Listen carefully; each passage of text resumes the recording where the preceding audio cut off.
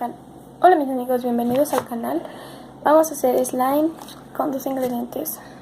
¿Dónde está? Con silicón, que está allá. Que lo saque mi ayudante, sácalo. Y salvo. Yo en este caso pondré colorante. Primero lo que yo haré... Ay, perdón, estoy haciendo otra cosa. Ya, tráemelo. No siento la persona que estaba ahí atrás. Ay, no pudieron ver eso, sí. Yo deja esto así, podrido. No manches. Es que había hecho uno antes de este video y me quedó horrible, o sea, horrible. Porque le puse demasiado salvo. Para muy poquito. ¿Quieren verlo? Uy, se cayó. Listo.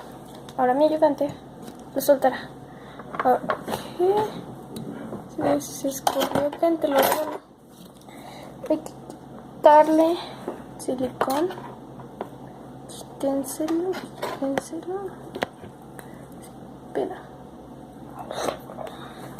Voy a moverlo. Listo. Ahora voy.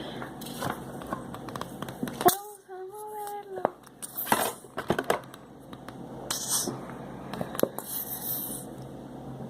Listo. Porque hay un pedazo. Hay que moverle silicón.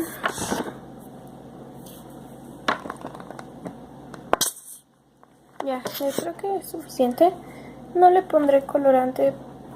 Se ve que tiene, pero no tiene, la verdad. Y le voy a poner poquito en poquito salvo. Muy poquito en poquito. Rápido.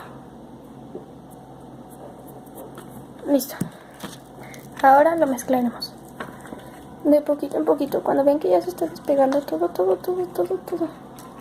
Ahora sí dicen, pues ya está. Ya se hizo para empezar.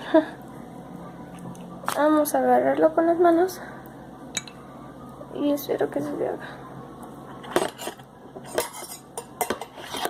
No, se está pegando.